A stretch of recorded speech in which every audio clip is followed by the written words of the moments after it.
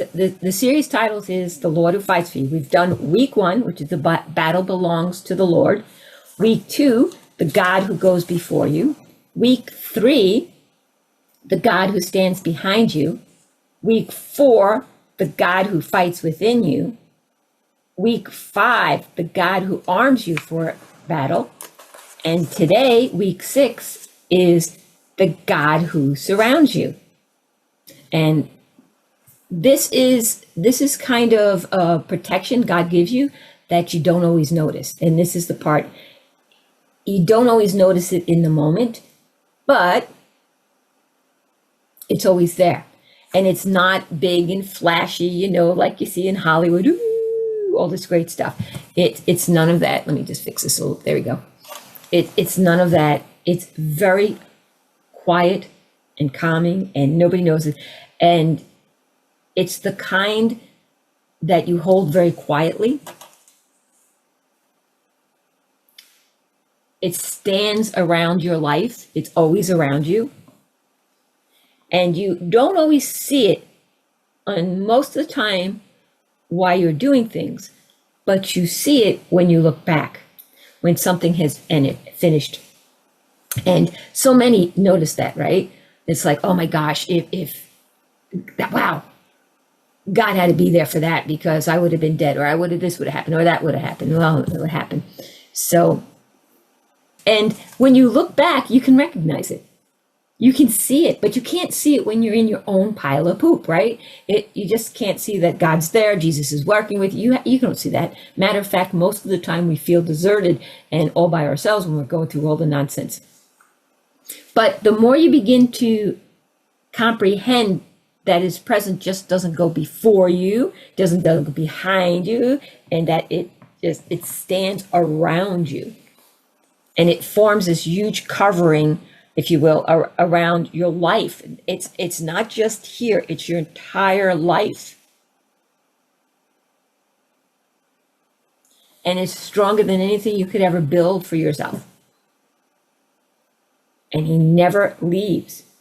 And David, he got this. He truly knew it. He lived through danger, betrayal, warfare, all kinds of pressures. He didn't know who he could trust. And yet, when he looked back, he didn't credit his survival to his skill or his strategy. He credited it to the presence of God that surrounded him. And that's why he could say, let's go to Psalms 34:7. The angel of the Lord encampeth round about them that fear him, and delivereth them. He's not describing that moment. He's describing a reality. He's saying there's a camp around your life, a real one. And it's not built by you. It's the angel of the Lord. And the angel of the Lord doesn't visit. He camps, he encamps. He takes his place. That's what a camp means. It means he takes his place. He stays. And because he stays, you're delivered from things that you never even knew or saw that were coming. You know, I one time was told that if it wasn't for the angels, the ascended ones that assist Yeshua in everything we do, and Jesus and everything, but it wasn't for all of that, I'll call it divine work, none of us would make it past 13. 13 years old would be our lifespan. Interesting, huh? And David gives us another picture, one that's even more knowing and more physical, more rooted in the actual land itself. Go to Psalms, Psalms 125:2. 125:2. As the mountains are round about Jerusalem, so the Lord is round about his people from henceforth, even forever. What did he say? Forever. Forever. That's just not, hey, tomorrow. Nope, it's forever. And if you've ever seen Jerusalem, you know, the mountains don't just sit quietly in the background and, you know, in the distance, off in the distance, like they do like for Italy and all that other stuff. You know, They wrap around the entire city. They form this natural shield-like thing. It's a big, like a bowl, if you will, with the mountains as the side. And they create a barrier that can't be moved. And David is saying, I mean, that's their greatest shield. And David's saying that's what God is like around your life. He goes back and he says, as the mountains are round about Jerusalem, so the Lord is round about his people. And that's what he's saying. God is like around your life. Jesus is around, not a thin liar, not a little tiny thing, comes and goes. No. A surrounding presence. It's the presence of the living God. It's the presence of Lord Jesus. It's the presence of all that divine protection around you. It stands higher than anything that tries to reach you. Nothing can touch you. And then the Lord speaks through Zechariah, and he adds another layer, one that actually reveals the intensity, how strong, the true intensity of his protection. So let's go to Zechariah 2:5. Zechariah 2:5. For I saith the Lord will be unto her a wall of fire round about, and will be the glory in the midst of her. A wall of fire is not symbolic. It's impenetrable. What did he do when the Egyptians were chasing Moses at the Red Sea? First, he parted the Red Sea, but then what did he do to keep the chariots back? Massive wall of fire. And that's what he's saying here. It's untouchable. You can't penetrate through it. It's a barrier that cannot be crossed. God's saying, the living God, Jesus is saying, I surround my people with something the enemies cannot pass through. And then he adds, I will be the glory in the midst of her. That means he surrounds you, he fills you, he covers you. The Lord Jesus dwells with you, he protects you, and he walks with you. He's in the midst of it with you. I will be the glory in the midst. Do you see how all this pertains to today? All this crap that they keep going over and over and over and over and over with on the TVs and stuff. It's ridiculous. It means nothing to his people, to Jesus's people. Nothing.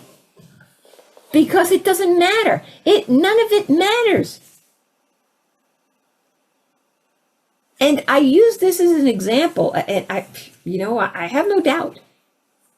Helene hit our area, the big hurricane Helene. It was a war zone when I came back here. It still is partially a war zone. It's a cleanup of a war zone, right? But it was a war zone. And I live in a little community of 80 houses. Trees, this one guy's house, 2 huge trees. We have like 200-foot pine trees there. They're huge. It's an old community. And a tree was in front of this guy's house, and a tree fell behind this guy's house. He couldn't get out the front door or the back door. He was trapped in his house because the trees were down everywhere. And I've told this 1,000 times. And I've taken little fig shootings from my father and mother's fig trees on Long Island, and I was trying to grow them here. So I had all these little plastic cups that I was putting the little shoots in, and I had empty little plastic cups, little Dixie cups, the little plastic things that you buy in Walmart, and I had them sitting on my back stoop. And I came home, and there was like 6 of them. All but one was standing. It was laying on its side.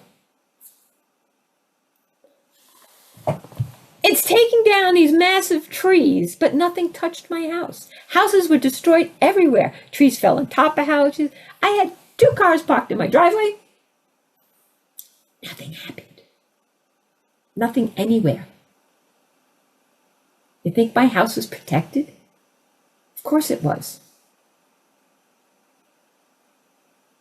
I didn't worry about it. And to be perfectly frank, I didn't create anything about it. And this is the big thing that happens because I was in the hospital with my mom, and there are no cell phones in intensive care. So I didn't even know a hurricane hit. And a couple days later, I called my neighbor because the figs had to be watered. I said, oh my God, I forgot to have somebody oh my gosh, I forgot to have somebody water my little fig trees that I had in the house. So I called him up and said, could you please go in the house and water my trees? And he said, no. I'm like, no. I was shocked to hear no. And I said, why not? And he goes, there's no water. And a couple of weeks prior to that, our water pipes broke. So I said, oh God, the water pipes didn't break again. He goes, no, it's because of Helene. I said, who's she? I thought this is some crazy lady that broke something. And he told me it was a hurricane. The place is a disaster. People are dead. I'm like, are you kidding me? So because I didn't watch the news, because I didn't know what was happening, I was in intensive care. Could I focus on it? No. Could I say to Jesus, oh, I'd rather have a hurricane hit me? No. And that's what happens. That's what the television is about. It's telling you the satanic vision. Oh, there's a hurricane, thousands are dying, it's coming, it's coming. So what happens? It does what? It puts people into fear mode. The minute they go into fear mode, what law are they under? The law of life or the law of death? They're under the law of death. They're back going under the governance, under the leadership of Satan, under the distorted matrix. They're no longer allowing Jesus to protect your life. We all do it. But this to me is the greatest explanation I could ever come up with. I'm telling you, if you drove, it took me like an extra 12, 13 hours to get home. You know, it's a 12-hour drive to begin with, another 12, 13 hours to get home because all the roads were shut down. Some roads didn't even exist anymore. I-40 was gone. So the place, you couldn't imagine the devastation from this thing. I lived through Sandy on Long Island. This was 50 times worse. And yet nothing happened to my house. Nothing. Not even a tile off the roof. Not even those plastic little cups from Walmart blew off. They didn't even blow off my stoop. Why? Where was my focus? I was praying to Jesus to help my mother. Now, had I been watching, I would have went, oh crap, I hope my house is okay. What would I have been focused on? A hurricane hitting my house. Instead, I wasn't. And that's what he's trying to tell you. It's the same thing. I'm here to protect you. Just let me do it. But if you're focusing, what you focus on becomes what you believe. And what you believe is what you create. And what you create is what you become. So if I was focusing on the hurricanes going to hit my house, oh God, oh my God. And you're saying, oh, well, no, you're not focusing on that. You're focusing on the hurricane not hitting your house. That's not true, because when you're in fear, think about this. Somebody tells you a hurricane's coming to your neighborhood. You go, oh God, I hope my house is going to be okay. What are you focusing on? You're panicking because you believe there's a chance that the hurricane's going to hit your house.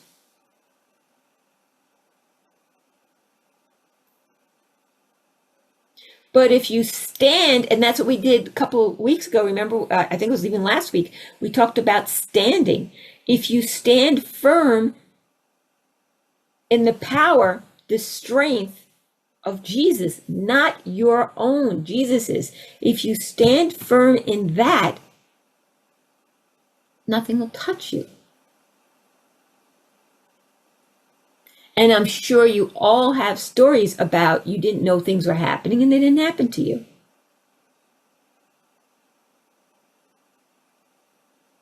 How many times we've heard a tornado go down around a house? Why? Why did one house stay standing when everything around it was devastated? That's the hand of Yeshua. It's the Spirit of the living God protecting you. For I saith, the Lord will be unto her a wall of fire around about. That's a wall of protection.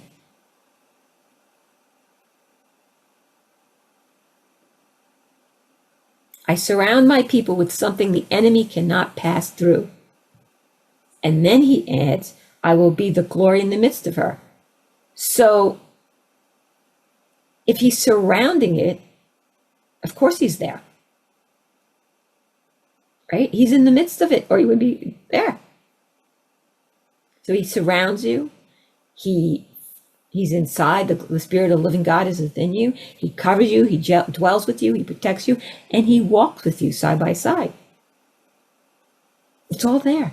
But you have to allow it. You can't keep going, go away, go away, go away, and expect everything to be fine. That's why these and the television is so damaging. Because they literally plant the vision in your head.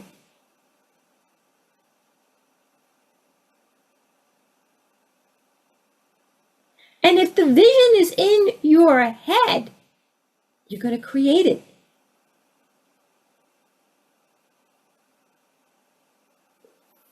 And that's why you have to stop. You have to let Jesus bring your mind back to who you are, not this stupid, controlled little thing that the TV says this, the politician says this leader says this, and you believe it and you lose the faith of who you are and you let go of Jesus protecting you. Big angry dolphin for that one. No. It's time for you to truly remember. It's time for you to sit back and go, I'm not letting this happen. I'm sticking with Jesus. I don't care what anybody says. But we're in this matrix.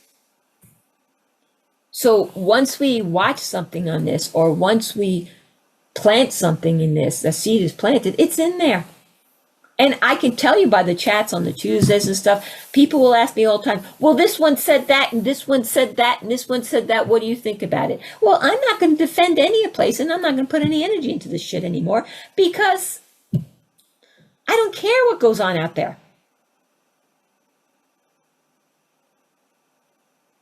What I care is what goes on in here. And the more the people wake up to what's in here, all that will disappear. Because look at it this way. If this is the earth, this will be the earth. And right now it's covered by darkness. Satan rules it, right?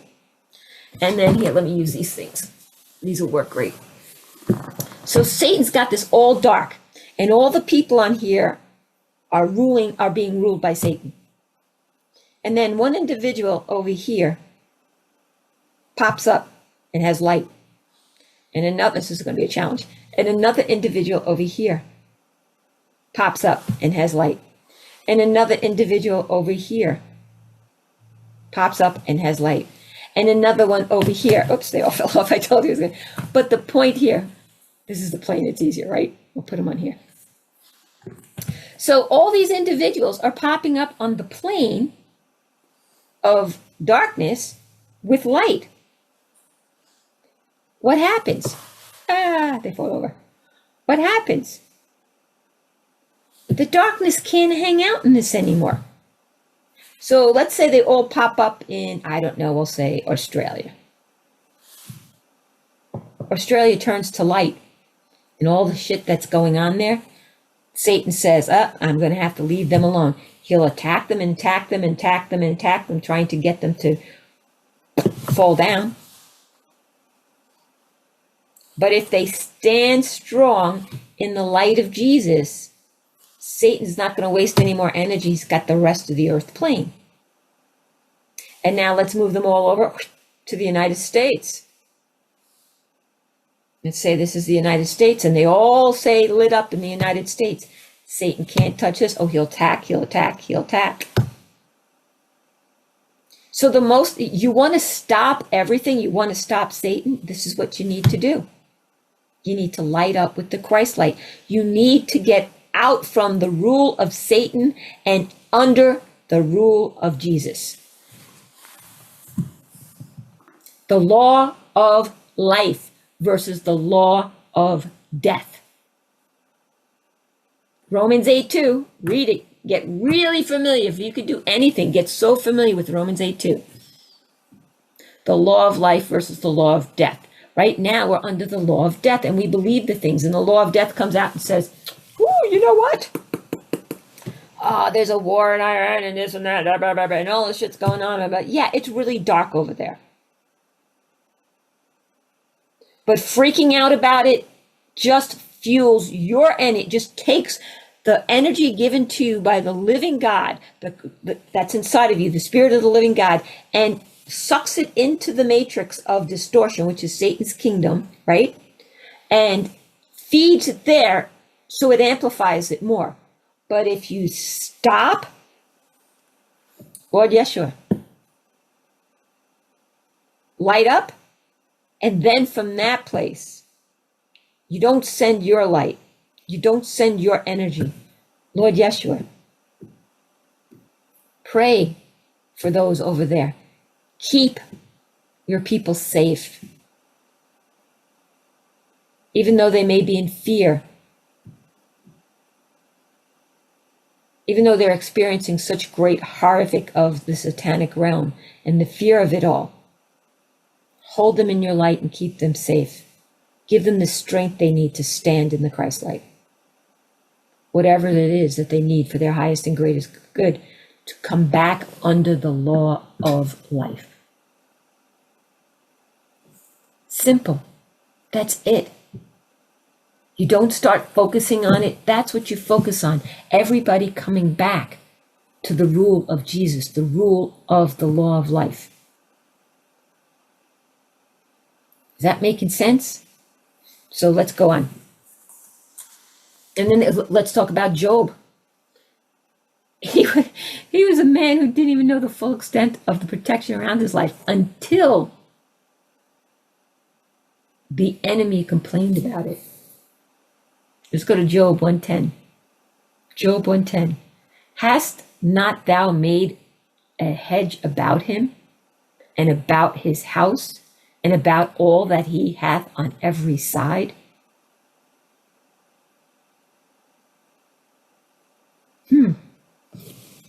Has he?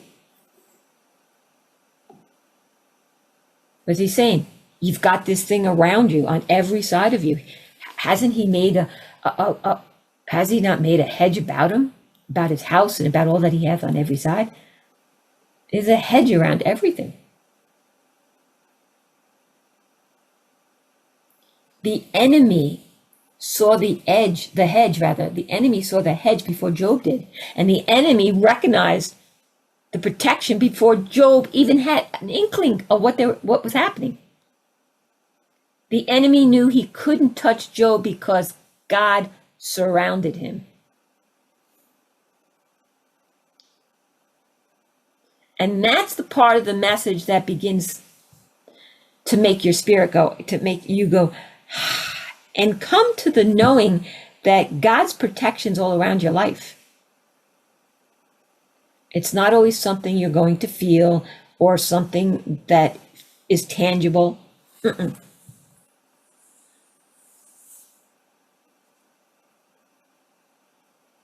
It's something that holds permanent if you don't reject it.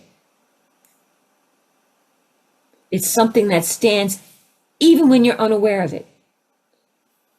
If you have a relationship with Jesus. Because Jesus knows you're going to get weak.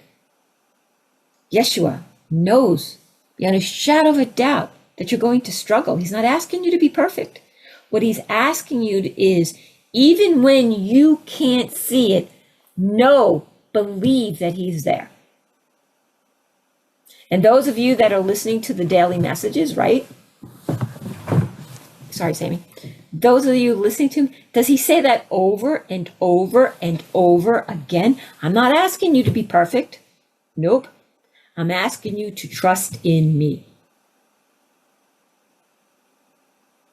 And that's all the Bible keeps saying. It's like, trust me, trust me, trust me. And you know those moments that we were talking about early, those moments where you look back and you recognize that, oh my gosh, That's what I'm talking about, my house. I never even thought about it until I act. And my neighbors and everything said, stay in New York, stay with your mom. Don't rush home because there's nothing here. There's no power. There's nothing. Okay. So I did. I didn't even think about anything. Told me my house is fine. Okay. I'm not going to worry about anything. And when I look back, there is no way, absolutely no way, if Jesus wasn't protecting me, that my house wouldn't have had some kind of damage. It's impossible. It's like watching that tornado that goes, it's coming this way, beep, beep, beep, goes around a house and comes down. What makes a change?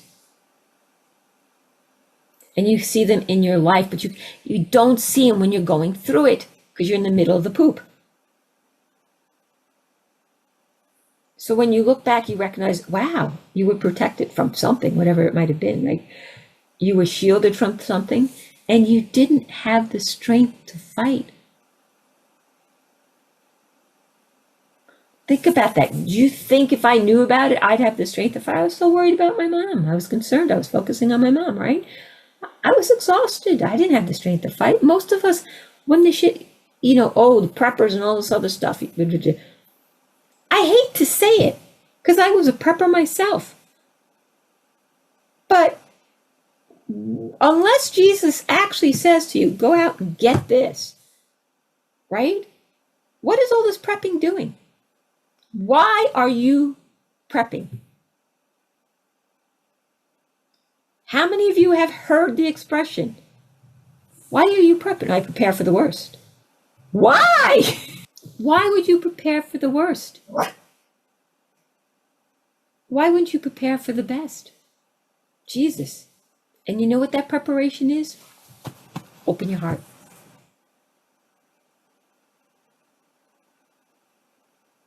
People don't look at it this way. And when they sit there and go, oh, a hurricane's coming, a hurricane's coming, a hurricane's coming. Oh my gosh, everybody starts running out.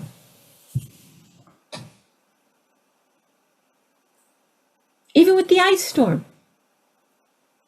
Everybody went nutsy cuckoo. People were lining up for generators. And yet some people had power and other people didn't. Maybe you would have had power if you didn't get the generator. I don't know. I did the same thing. So I did a little extra work.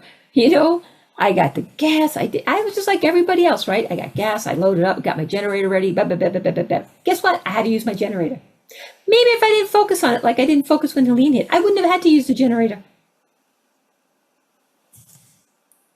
And it's really funny because there's a lot of neighbors who didn't have generators. And guess what? Those who had generators took care of all the ones that didn't. Who was the stupid ones? The ones sitting out there yanking on the generators, putting the gas in. Or the ones sitting in their home, going over somebody else's house and letting them feed them and keep them warm. Just makes me laugh. We all do it. And there are times when you feel exposed, but you're not. There's always moments when you feel vulnerable, but you're really not. Only if you do not have a relationship with Jesus. So the time is now. Get working on it. Get your heart aligned. Because the God who surrounds you doesn't step away when things get difficult. He doesn't loosen his covering, put down the firewall, nothing. He never withdraws. Even when you feel overwhelmed and exhausted, he's not pulling back. Jesus is surrounding you fully, intentionally, and faithfully. It's only when you say, go away. He abides in what you ask. So I want to go read something which I think, another good picture, another good one of this is the life of Elijah. The servant wakes up one morning, right, and sees an army surrounding the city. Horses, chariots, soldiers, all on every side. And what happens? Does what every individual would do. They panic. Oh shit, you know what? If we wake up and there's an army all around your house, what would you do? You'd panic. He sees the danger. He sees the threat. He looks around. Look, it's impossible in that moment, right? But Elijah sees something else entirely. 2 Kings 6:16. Fear not, for they that be with us are more than they that be with them. And the Lord opened the eyes of the young man, and he saw, and behold, the mountain was full of horses and chariots of fire round about Elijah. Nothing changed in that, in the natural setting. Nothing. The enemy was still there. The threat was still there. It was real. The danger never went away. But the servant finally saw what had been true all along. They were surrounded by the presence of God. What does it say? And behold, the mountain was full of horses and chariots of fire around about Elijah. Fear not, for they that be with us, which is Jesus, the Son, the living God, are more than they that be with them. What's he really saying here? Jesus is more powerful. The living God is more powerful than the satanic idiots. Nothing can touch.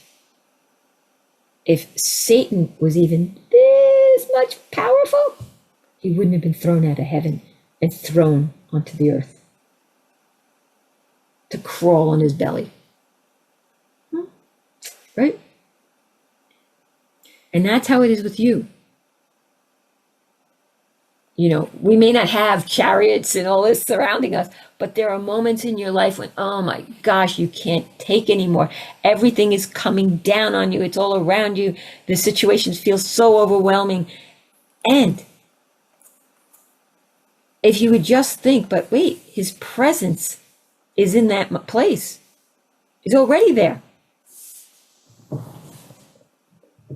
I'm not standing here alone. Just like what he said, fear not, for they that be with us are more than they that be with them. If you can come to that knowing in the middle of the shit pile, in the middle of the threat, I don't need to fear.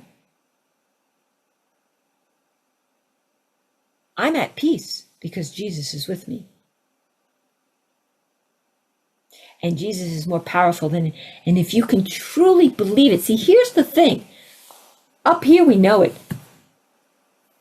In here we don't.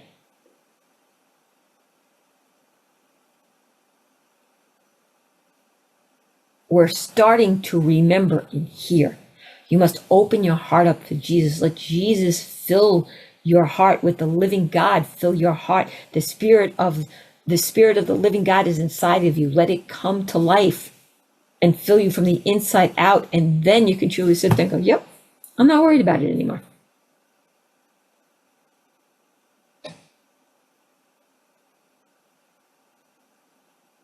And there are so many moments where the protection of the living God, it's unmistakable. You know you're being protected. The kind of moments like where you're pulled out of something where you could have never got out by yourself. I mean, there are times when a car has fallen on someone and someone else picked it up. My dad had done that a long time ago for someone. I remember that. There's no way that guy would have lived. And how did a 5'8", 130-pound man lift a car? It wasn't enough his strength. I've told this story. Mr. March, the neighbor across the street, was working on the car. The axle fell right on him. His wife and everybody was screaming. My dad, 5'8", 130 pounds, little Italian man, goes running across the street, and he couldn't pull him out. And he just said, I'll never forget this. God help us. And he just took the bumper and like the side of the car, lifted it enough where Adam could pull his dad out from underneath the car. How does a 5'8", 130-pound man do that? He can't. Not of his own strength. I don't care how strong my dad was. And you all know stories, or in your life too, these things have happened. How? See, Dad's strength wasn't that strong, but Jesus is. And right before anything happened, what did he say? God help us. And he did.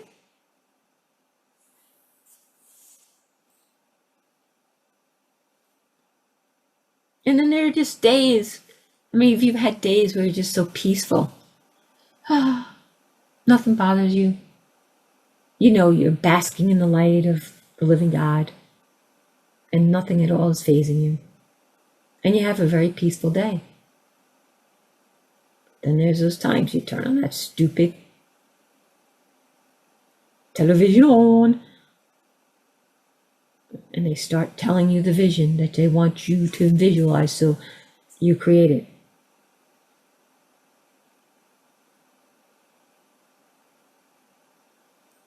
And let's go back to Exodus. I mean, that's one of the, to me, one of the biggest famous ones. There's the Israelites standing at the Red Sea. The Egyptian army's behind them. Fear, beyond fear, rises up. They're starting to scream at Moses, "Look what you've done! You know, think of that. Think if you, first of all, they were very simple-minded because they were raised and born as slaves. They were never educated. They were very simple-minded. They didn't even know about God, most of them, because they weren't allowed to. So they know nothing. All they know since the day they were born, because they've been slaves,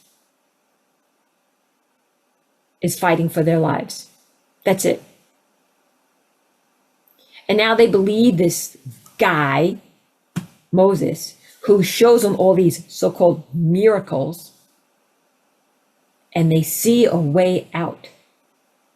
But the 20, 30, 40, 50 years of programming of all they ever known that they were slaves is still embedded in them. So imagine yourself like that. And here you go, right? And now you're standing in front of the Red Sea. The Egyptian army is coming right behind you. You're looking over there, there's the Egyptian army, and they want to take you back. And you know they're going to beat the living daylights out of you. And over here, oh my God, the Red Sea. Imagine the fear and the terror. But listen to what God does. And the angel of God, which went before the camp of Israel, removed and went behind them. And the pillar of the cloud that went from before their face stood behind them. So he went in front of them and he went behind them.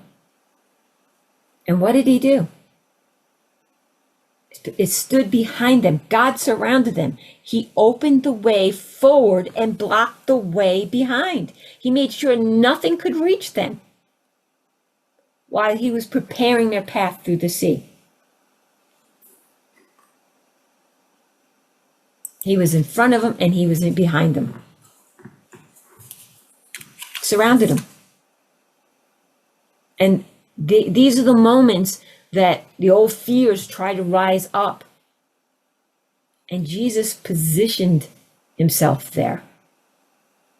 And it was the faith of Moses. They all didn't believe this, right? Because they didn't know about God. They were just learning about him. They were little tiny babies learning. But it was Moses and Joshua, and they held the faith. They believed. And there are moments when the old battles are going to try to reappear, everything that you've done. And if you allow Jesus to hold it and stand with you, between you and once, you know, Here's another perfect example. Some of you have gone through messy, horrible divorces. Oh, it broke my heart. It did this, it did that, it did all these things, right?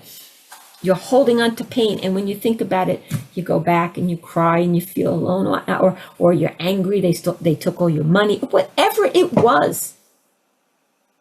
Maybe they took your kids from you. And you get so upset you can't let it go.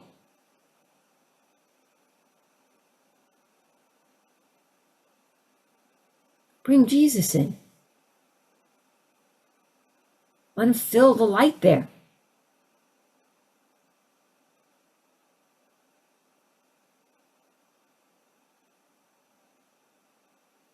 Ask him to let go of the past. Surround you back there.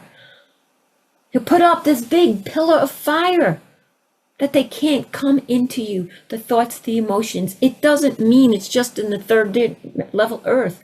No, when Satan tries to whisper and all his little minions are in your head, trying to whisper,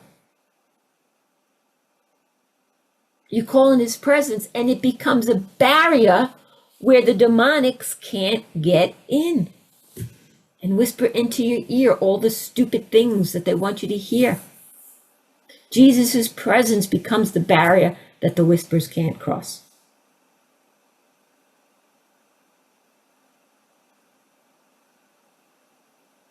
He's not asking you to be perfect. By no means. We all go into fear. But if we can just stop. Jesus, take care of this.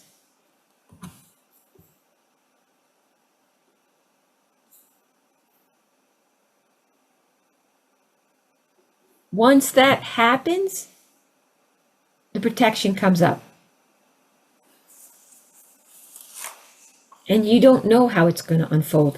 And sometimes, because I've done this, and I'm sure a lot of you have done this, you put it in Jesus's hands and you're leaving it and you're being good. You're not taking it back. And it comes out disastrous in your mind. And now you've got a whole other set of crap you've got to deal with. That's so overwhelming, right? But guess what? There was a bigger lesson, a bigger opportunity for you to stand even stronger in that whole new set of circumstances. And then when you get through that, you look back and you go, oh my gosh, the whole thing was planned for me. Darn. Just think, if you had Jesus in your heart with full faith, full on belief, you wouldn't have to go through all these opportunities.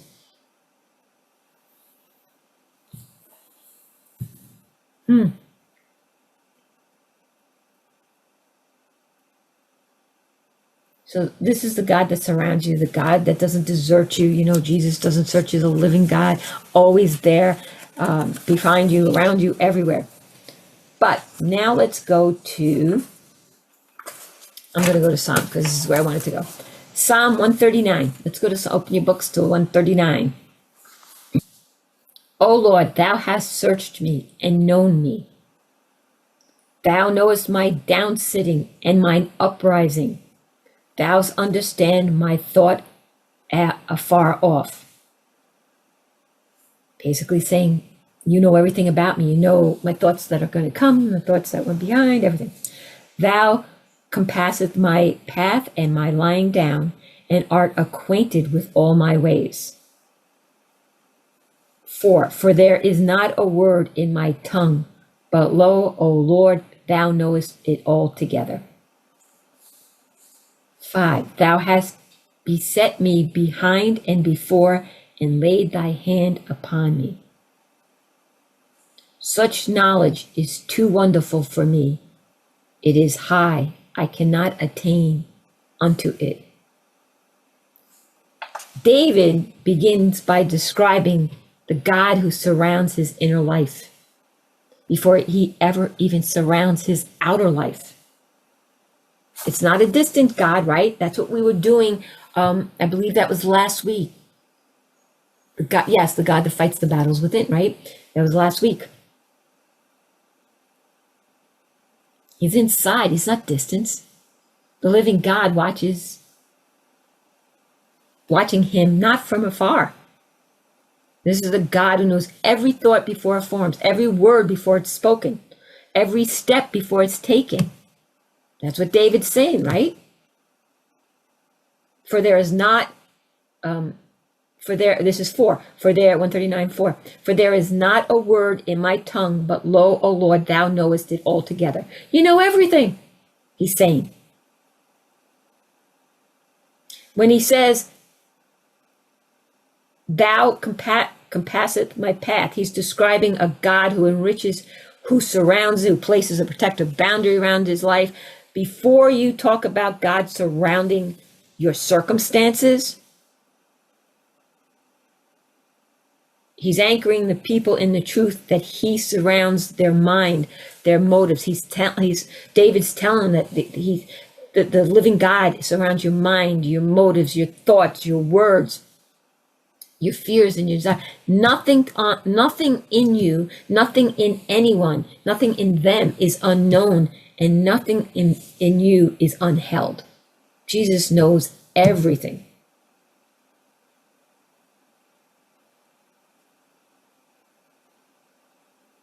So in the opening of Psalm 139, which is 1 through 6, that's the God who knows you completely. That's what he's saying. Okay. Then he goes into 7 through 12, 139, 7 through 12, the God whose presence cannot be escaped. 7, whither shall I go from thy spirit, or whither shall I flee from thy presence? Where can I go? Where can I flee? It's not going to happen. 8, if I ascend up into heaven, thou art there. If I make my bed in hell, behold, thou art there. 9, if I take the wings of the morning and dwell in the uttermost parts of the sea. If I, 10, even there shall thy hand lead me, and thy right hand shall hold me. You're always with me, no matter where I'm going, he's saying. 11, if I say, surely the darkness shall cover me, even the night shall be light about me. Yea, the darkness hideth not from thee, but the night shineth as the day. The darkness and the light are both alike to thee.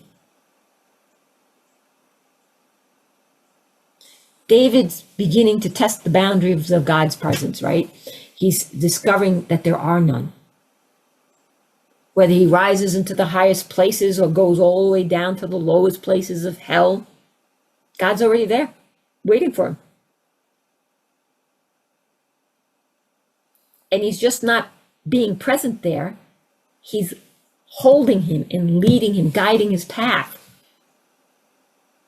Even there shall thy hand lead me, and thy right hand shall hold me. No matter where I go, you're still leading and holding me.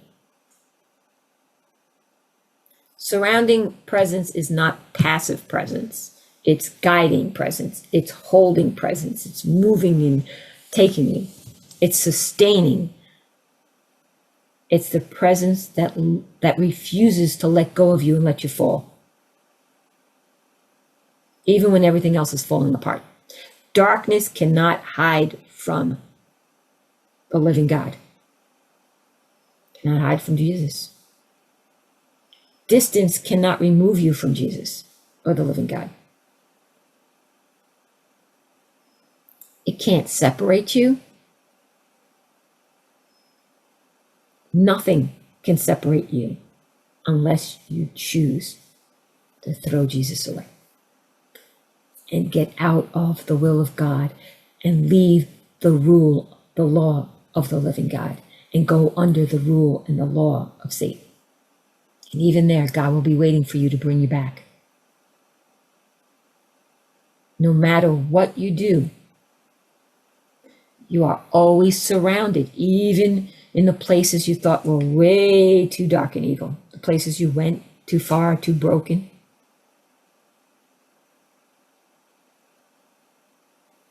That's the God the living God who's present, cannot be escaped.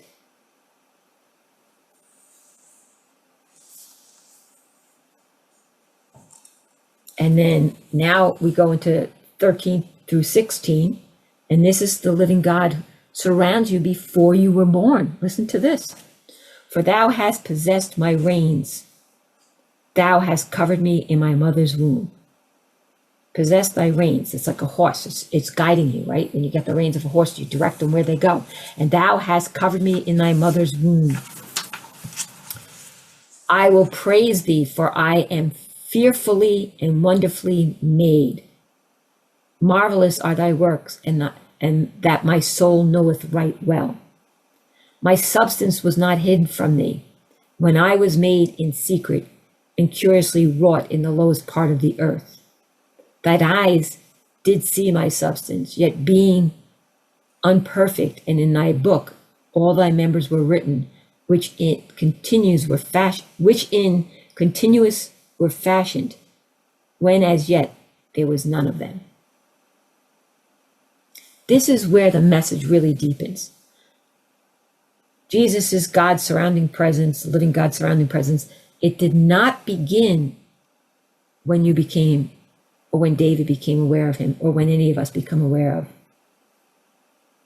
It did not begin when you started praying. 36 is justified. It did not begin when you were old enough to come to know him. David says, thou hast beset me behind and before, and then roots that surrounding presence in the womb before you had a name. Jesus, the living God, surrounded you before you had a body, before you had a future. You were not just dropped into the world unguarded. You were not born with chaos around you, with fear. You were put here for a reason. And you're being called to light it up now. The time is now. This is a world that Satan rules. You're being called to light up. Not to battle, not to use your strength, your force, to step into.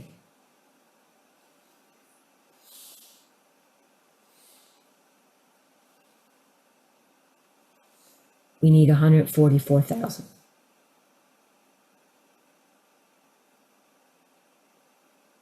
And that's what you're being called for. You weren't put here. You weren't just dropped in and you're on your own. No.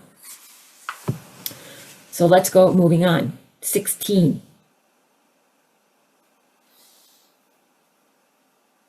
This is God surrounds your days and your destiny. This is what David's saying.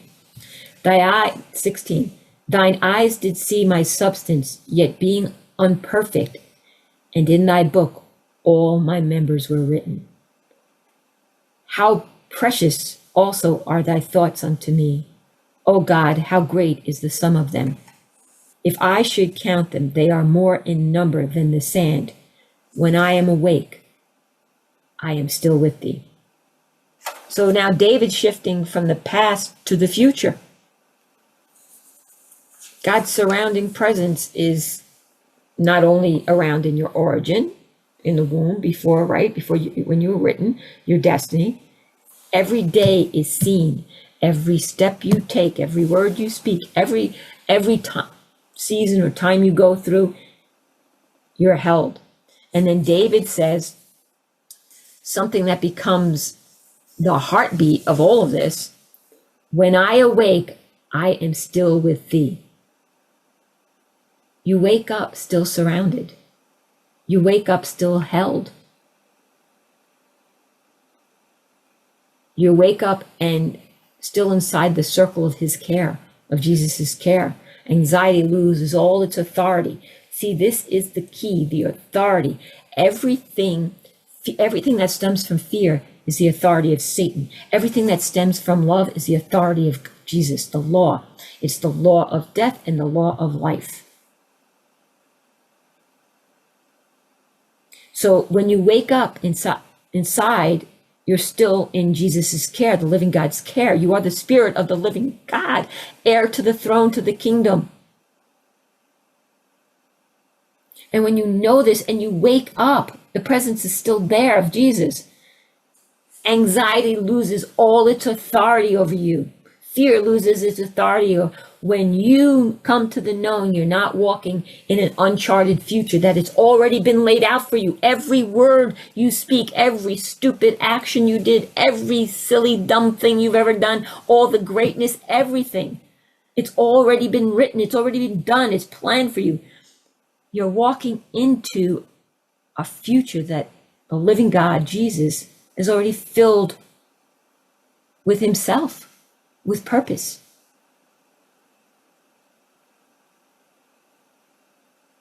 Right? So this is the living God who surrounds your days and your destiny. It's your destiny. But this plane doesn't want you to know any of this, because if this plane of darkness remains, it runs. You now are under the authority of Satan. You are under the law of death. And you will die. And you will come back and do it over and over and over until you finally get out of the law. Time's now to get out of it, to go into the law of life. So then he says, let's go to Psalms 19 to 24. God who surrounds you with purpose. Search me, O God, and know my heart. Try me and know my thoughts. 24. And see if there be any wicked way in me, and lead me in the way everlasting. So the psalm ends with David stepping into alignment. Surrounded people like David, they think differently. They pray differently. And they live differently. David's not afraid at all of God's presence. He trusts it. What does he say here? And see if there be any wicked way. Jesus knows there's wicked ways in your heart. You're living on the plane of Satan. You're under the authority of Satan for years. He knows that. He knew when he dropped this beautiful light in, bam, that all these dark shadows would be attacking it, knocking them down. Boop. But Jesus will stand them straight up again. If you just hold the faith and know that Yeshua is there with you. And when you're one like David, who truly knows this and he trusts it, you stop hiding. You don't perform anymore. You don't pretend. You stop the lies. You let God lead you to a way everlasting.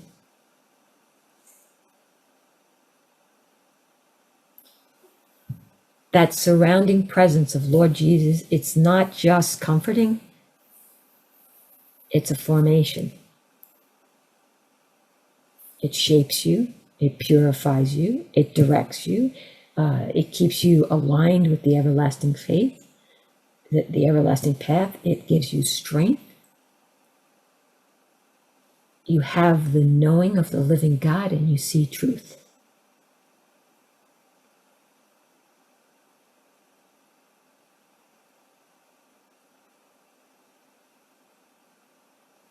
So, when you see the truth, you speak the truth of Psalm 139 over every person. Negate, definition. Over every individual. Well, they are persons. That's right. We're bringing them from persons to individuals. You speak the truth of Psalms 139 over every person, that God surrounds their mind, their steps, their past, their future, their identity, their destiny, and nothing in their life is outside of the circle of his, Jesus's, living God's loving care.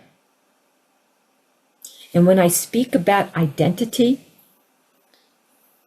those who live on this plane, the rule of Satan, their identity is a minion of Satan. They're under the law of Satan. They're under the authority of Satan. When they light it up and have faith, their identity is they belong to the Christ, to the living God, and not to Satan. There's the identity. And that's what happened, for those of you who know about the birth certificates. When they took your birth certificate, your first birth certificate was not a certificate. It was a registration of life. And you were registered as a living girl or a living boy. You are under the law of what? Life. You were living. Satan said,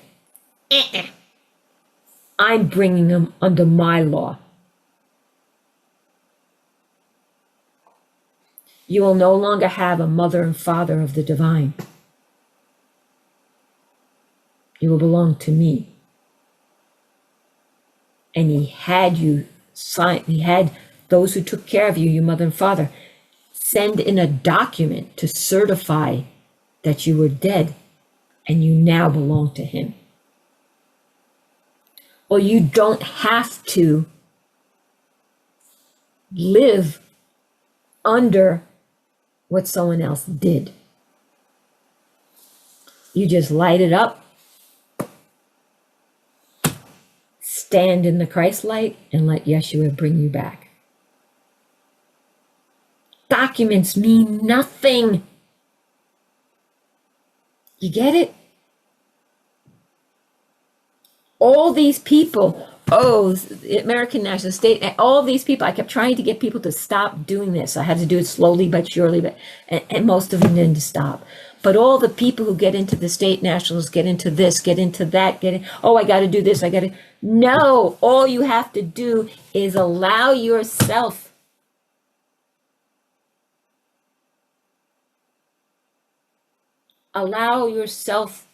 to be one with Jesus, to have the faith that Jesus runs your life, to go under the will of the living God, to go back under the authority of the living God. And then Satan can't touch you.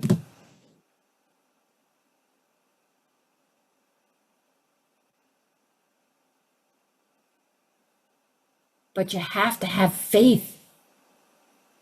And you know all those things that go haywire in your life? Oh, but I had faith in this happened. No, it's just opportunities to strengthen your faith. Because if you're doubting that Jesus was there, then you didn't really have that faith, did you? And we all go through it.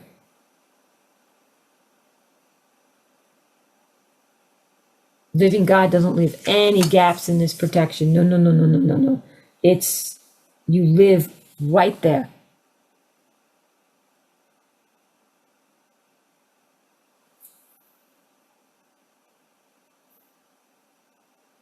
There's a point where the reality of Jesus is the living God's protection, it stops, and that he's behind you, in front of you, guiding you everywhere. There's a part of your life, a point when that sinks in truly, and it becomes something you really actually live from. It really truly settles deep into your heart, into the quiet part of you, and into a very peaceful part of you. And you begin to see life and the world around you so differently. The fear, which is that once shaped Your reactions, your expectations, you know, the knee-jerk reactions, your expectations, oh, hurricane's coming, I'm going to be destroyed, all that stuff, it loses its grip.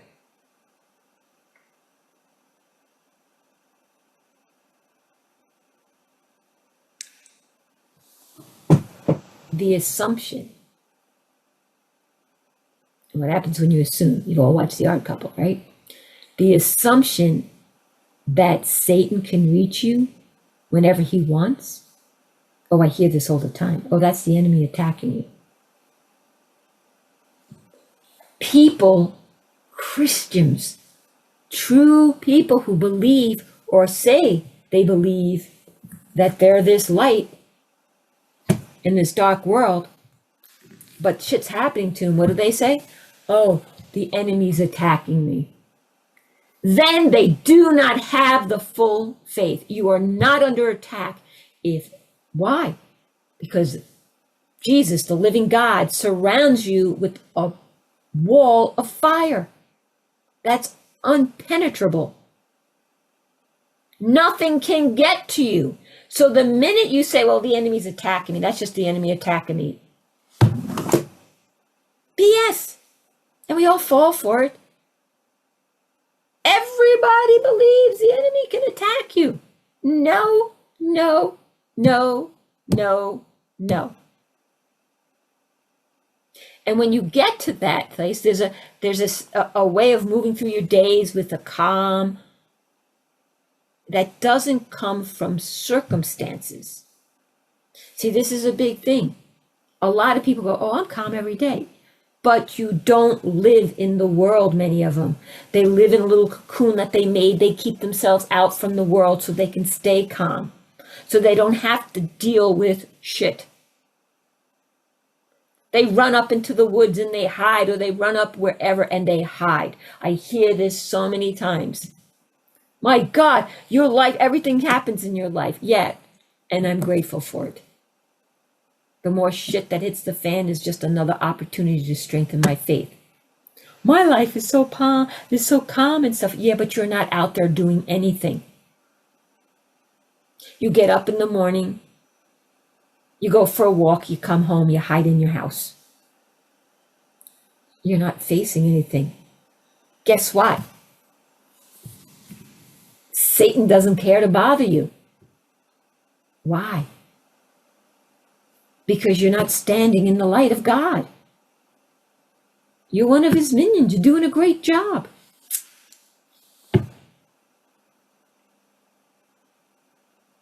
And I'm not saying that's everyone. I'm giving examples here. So don't say I'm saying that because you live in the mountains that I'm saying that's you. I get things like that all the time. I'm not saying that. I'm describing that type of individual. But if you're out in the world and all the shit's hitting the fan, and you can stand as the light in the middle of it because you have the light of Jesus inside of you,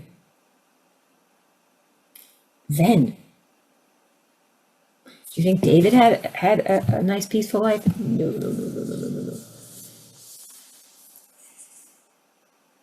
And every opportunity was an opportunity to stand in his faith even more. And that's the heart of this message today. You're not exposed. You're not unprotected. And you're not navigating through life on your own with huge gaps where everybody can attack you. Where Satan, you are held on every side by the presence of the living God, Jesus. And it never wavers. His protection is not occasional. It doesn't depend on how well you're doing at all. It's steady, it's faithful, and it's only through the choice of believing in Jesus. You're chosen by him. You were created by him for a purpose.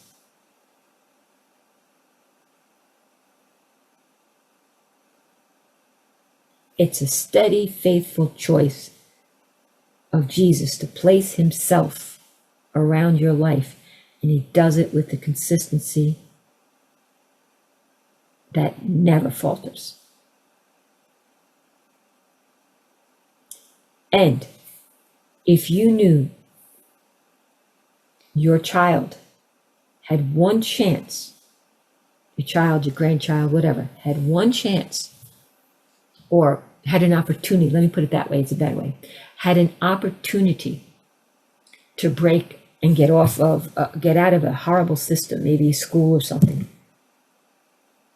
but they had really believed they could do it, would you do everything in your power to get them to that place? And that's what Jesus is doing for you now. The time is now. He's giving you opportunity after opportunity after opportunity to hold that faith without wavering, to have the trust in him without wavering.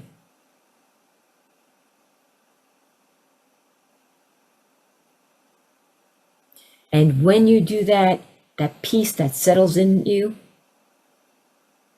you have a knowing that you're not walking through life exposed.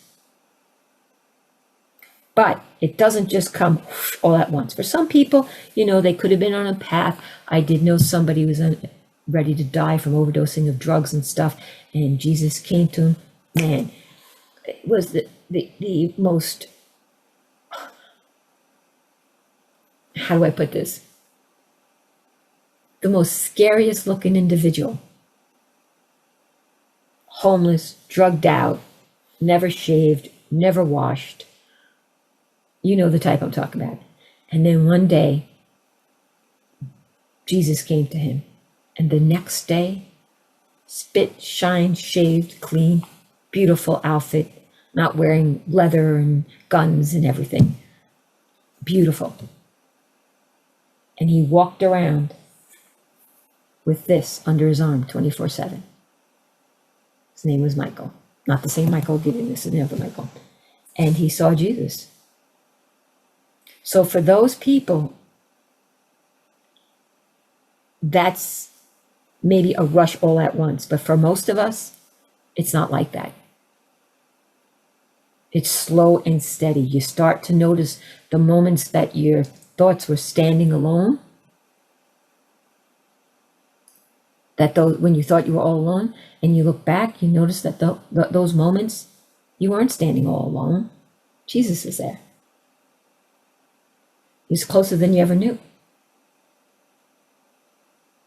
You begin to see the places where you felt like you were going to fall apart, you were overwhelmed, and you got through it. Because he already stepped in. And then you say, oh my gosh, he stepped in. I see that now.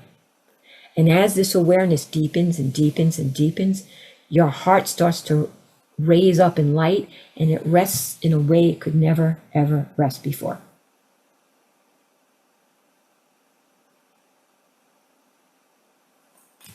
And then you don't live tense anymore. You don't live in anxiety. You don't react. You don't carry the weight of all your shit on you. You don't have to assume that danger's around every corner. The world's coming to an end. Oh my gosh, look at this, look at this, look at this. Yes, even in Revelations, when all the shit's hitting the fan, what happens to those that belong to Jesus? They're protected, right? You're held not by your own strength, but by your own vigilance, by the living God, Jesus, who's chosen to place himself around your life because he created you. You belong to him.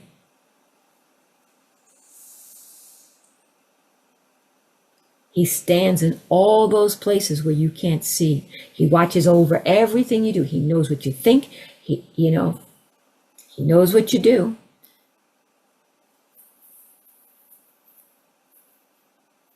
And those parts of you that are tender and unprotected, he keeps them and he holds them He gently holds them until they heal.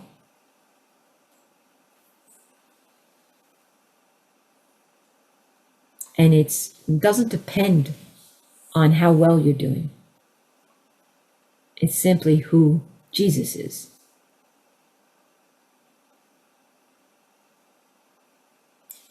And when this really takes root in you, my gosh, there's such a shift that happens in you. And I pray it happens for everyone here.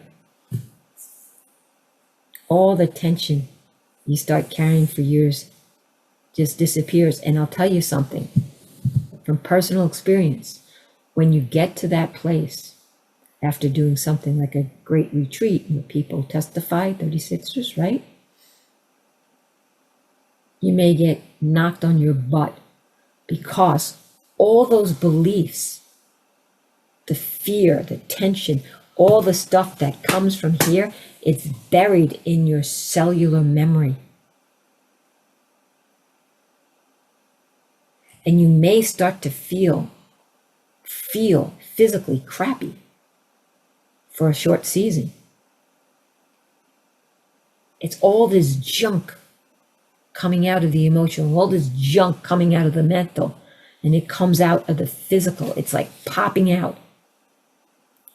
And when you get through it, you can look back and go, wow, you did all this for me?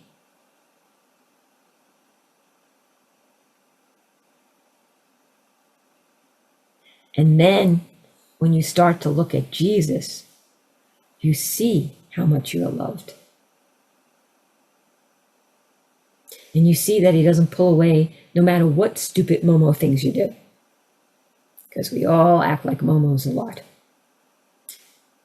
And you come to the knowing that you don't have to manage all the weight of your world, of your dominion by yourself.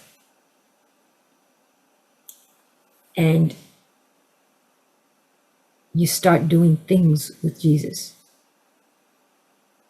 And he remains exactly where you need it in your life every day, even when you're not aware of it. And sometimes it's better not to be aware of it because you don't have to experience it then. That's the covenant he made with you.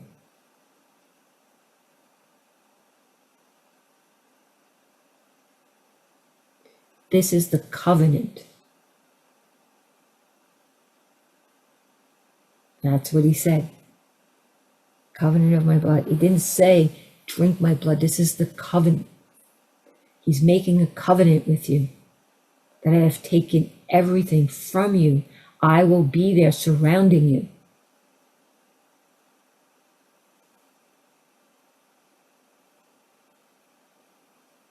That's the covenant that lives inside.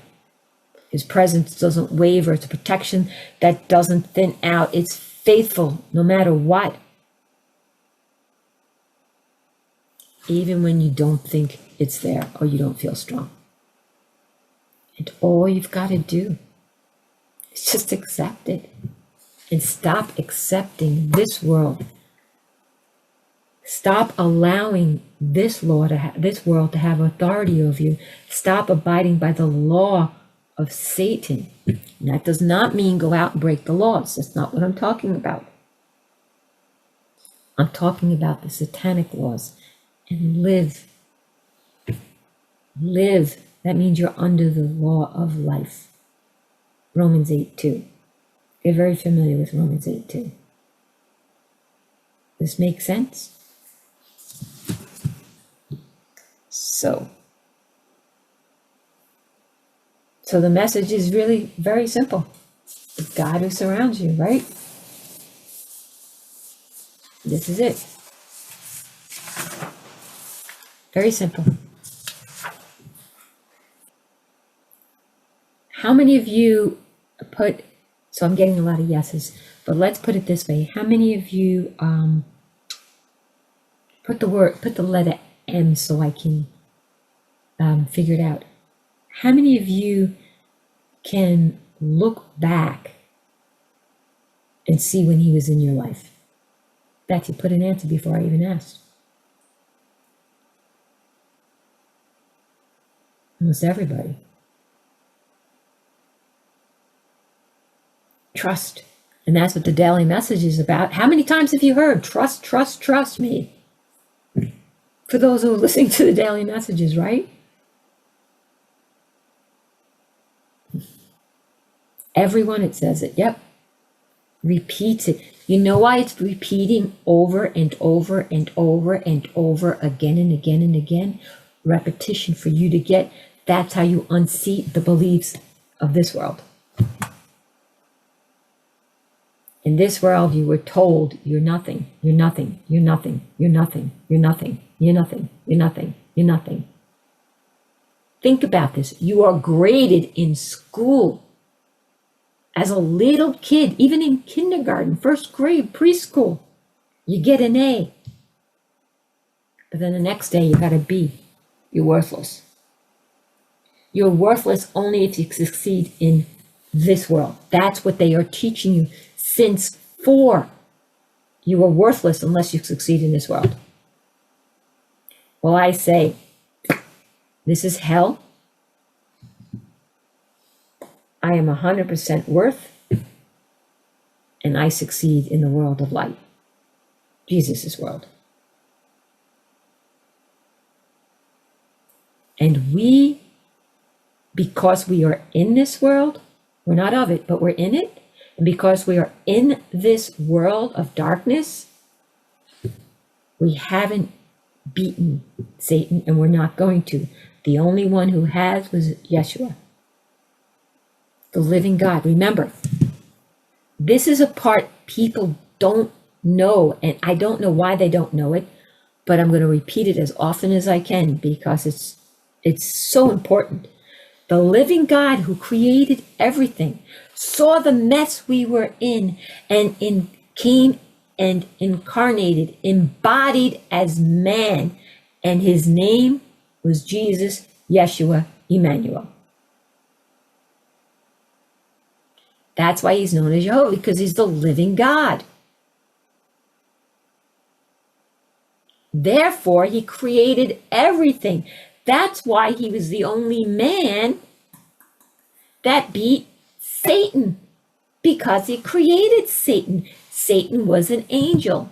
Hello. That was his name.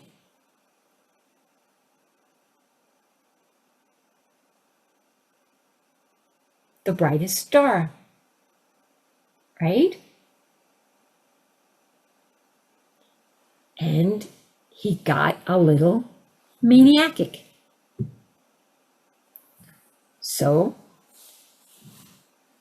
this one doesn't say Jesus on it, right? So what did he do? He threw him down here, and then he popped up, and he made this kingdom mimic this kingdom, but in distortion. Everything is distorted down here so that you don't know who you are.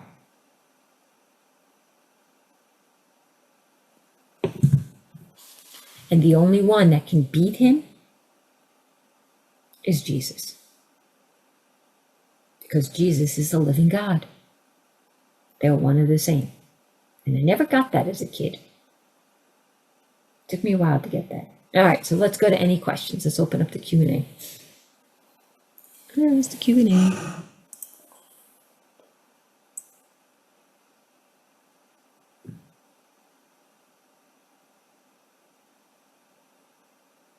How do we remove the seed that has been planted? Can we transmute it? Alan, what seed are you talking about? Oh, thank you, Oscar. Alan, write that in the chat, and I'll get back to that.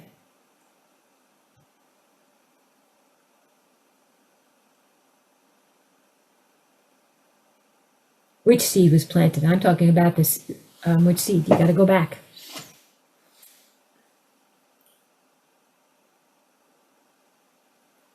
You talking about this part? When they keep telling you over and over and over and over? Yeah. All you got to do is believe him. That's like the living in the death certificate. You know, Many of you have gotten your living birth certificates, just to see that it says, mine says I was born, it's not a certificate, it's a registration of birth. And it says I was born a living child. Then my mom sent it in. I was free for 6 days. I was born on January 30th. And on February 6th, I was certified into the state, and I now became dead. And my new certificate says I have parents. I no longer have a mom and dad. I'm rented by my mother and father from the state. And the state has authority over me. And that's what that's all about. It's under the state, which is under satanic rule. So the rule, I've been taken from the rule of Yeshua and given to the rule of Satan. But now I'm of age and I can do what I want. And I took back. And I'm like, I don't want to be under that rule. I don't care what my mother and father did. I don't care what kind of momos anybody is. I'm under the rule of Jesus. Done. Done. See, if I was to lift my bangs and you look real close, there's the seal right there. Done. Can't touch me.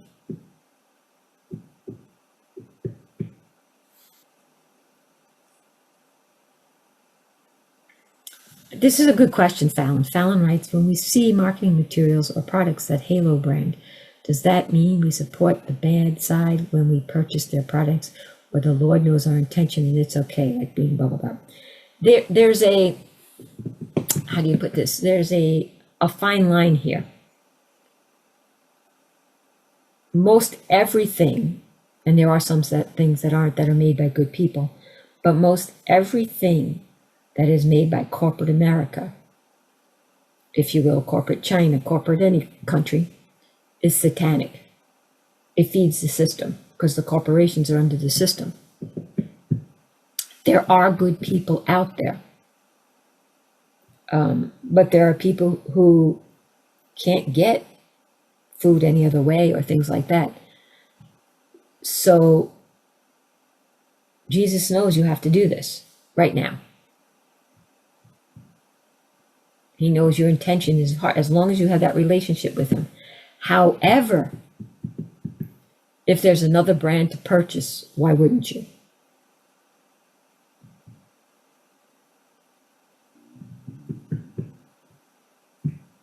Why would you want to support when you know it and you can get around it?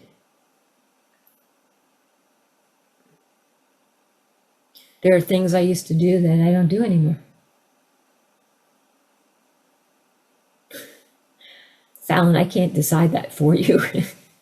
What if the style is better and better materials? Then where's your focus, on 3D things and not the things of the divine? That's what you got to ask yourself, and I can't make that decision for you. Sydney. Hey, Sydney. I'm new to reading the Bible. I want to read it. I find it challenging to comprehend the wording. Can you suggest how to overcome and know the message that is being written? That's why we're doing these on Sunday. I go over the Bible. You know, if you stick to Sundays, you learn a lot, because it basically says a lot of the same through and through. But what I could suggest for you, Sydney, if you really want to do this, you can buy a child's Bible. And they have cartoon Bibles, they have child Bibles and everything else. And you can, if you're brand new to this, you can, and you have the good Bible, not that there's a bad Bible. Let me rephrase that. You have this Bible, the King James Bible, and you open this passage and you read the passage in the King James and then read it in the child's Bible. And the child Bible usually explains the big Bible. They break it down for easier words. So you can do that, or you can ask Jesus to give you the eyes to see the truth of it. But if you're really new and you don't have that faith yet, then I would suggest the child's Bible. They make it very simple. Another thing I would suggest for some of you is to watch the David series. It's a very good series.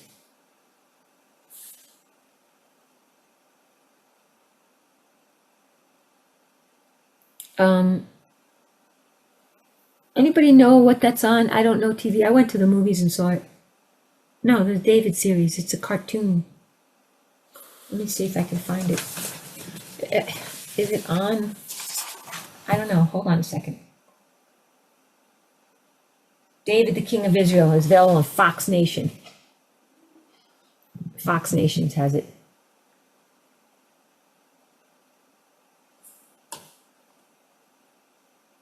You just look it up. Some people call it's called the House of David, but it's the David series. David, King of Israel. Yes, it's the same. The one that was in the movies that was out was part of that series. It's kind of cool, but it's a gentleman that has taken his whole lifetime to produce this, and his whole lifetime. So that's another thing you can. I actually, and I still have it, if I could ever get it out of storage.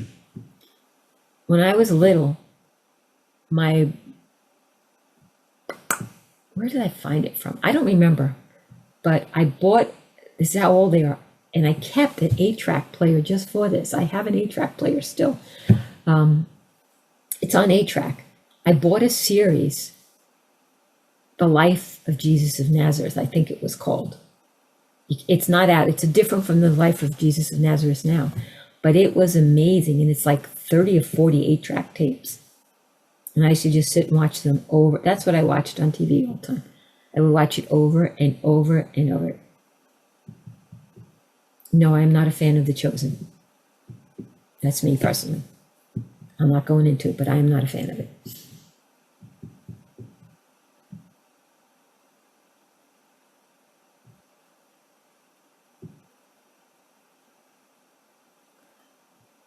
I would rather focus on the good things than the bad things.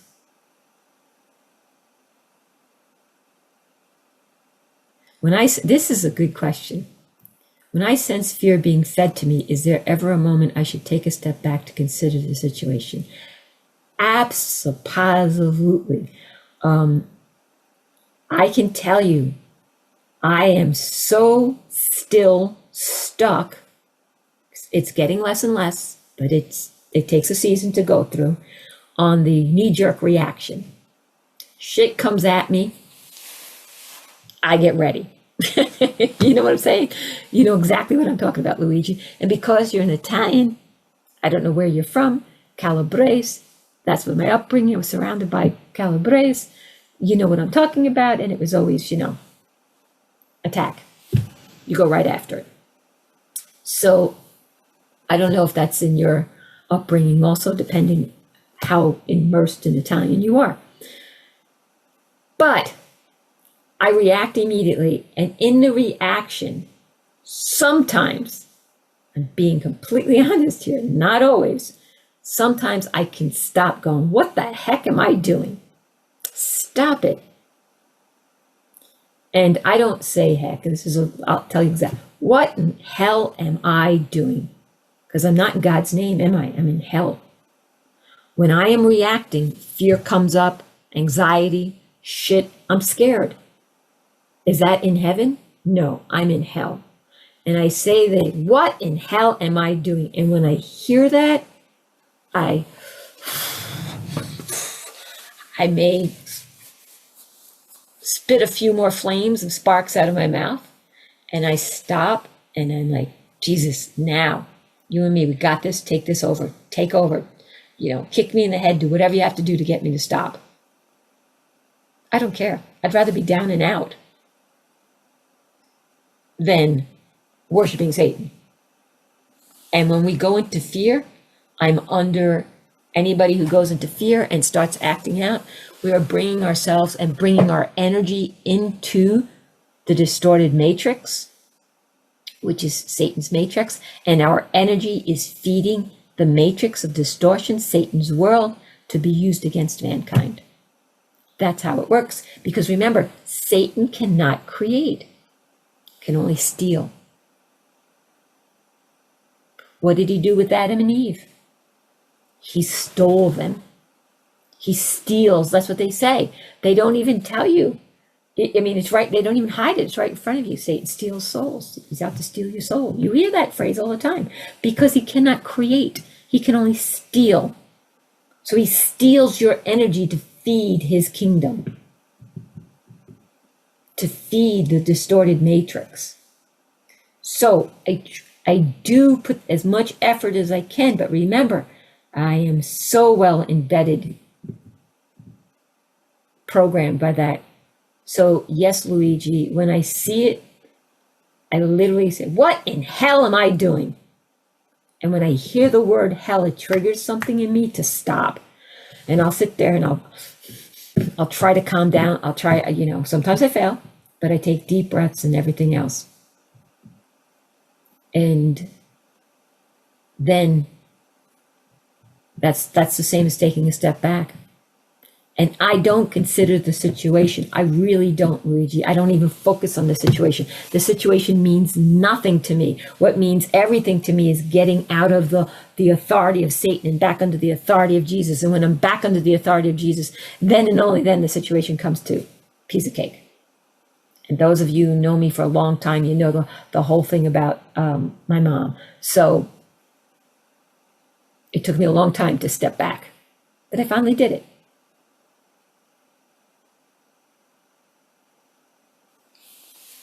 So Robin says,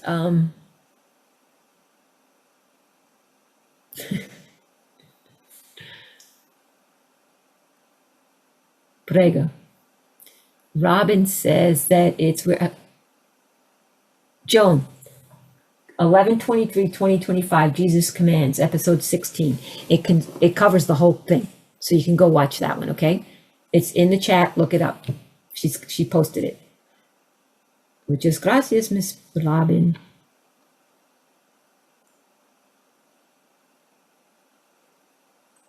When you told us long ago about birth certificates, the importance of getting my real birth certificate, I didn't comprehend it. Then we learned about Romans 2. It was a total aha. It's just steps. It's just steps. Do you actually need it? Don't think so. Not if you're under this. Not under this. I didn't mean to put up a little plastic Jesus, a graven image. No. Not if you're under Jesus' rule. Everything overrides it. But I did it when I talk about getting your real birth certificate. It's really cool to see that you have a mother and father, that you were born of the mother so-and-so, the father so-and-so, and you were born a living girl or a living boy. And it's really cool to see that. And the doctor signed it. Like I said, I was born January 30th. I was stolen February 6th. I had 6 days of freedom. And then I was put under the rule of Satan.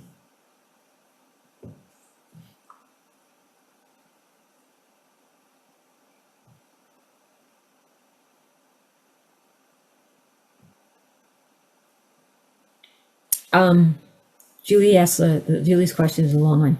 So what time is it? Okay. We'll just do this one and then we'll be done. Didn't the living God create the earth plane for mankind as a place to come and have experiences? The earth plane, yes. The Garden of Eden, yes, was created. But as mankind, we chose to leave the Garden of Eden. The plane of earth is huge. It's not just what you see in our world. Now, what if, I'm just putting this out here, what if the Garden of Eden is outside our dome of existence? And we were cast out. And we were cast here on earth, a plane where Satan was thrown to.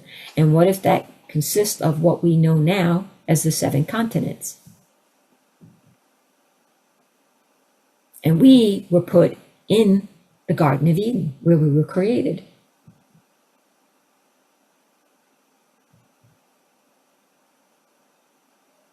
And is it even because Satan is worthy of his grace? Satan, which his name was Hellel, he was one of God's shining stars. And God so loved them. But if you know the Bible and you read the Bible and you really look deep into it, you will see that God gave him 3 chances, 3, to come back. And all 3 times, Satan basically flipped him the bird. And he will not give him another chance. During Revelations, he will be put into the pits of hell. And when that is open, the 1,000 years of hell, when that is open, then anybody then that sees Jesus has a chance to get out, everybody else will be thrown and gone forever out of existence. Hi, I'm Leana from PowerPassionFreedom.com. If you liked what you heard, why don't you come and join us on Sundays? We do a whole free question and answer period followed by a meditation. Bring all your questions. All you have to do is go to PowerPassionFreedom.com to register for Sunday. Oh, and don't forget to like us and subscribe to us below because we're always adding new meditations and content and you don't want to miss out on it. I'll see you Sunday.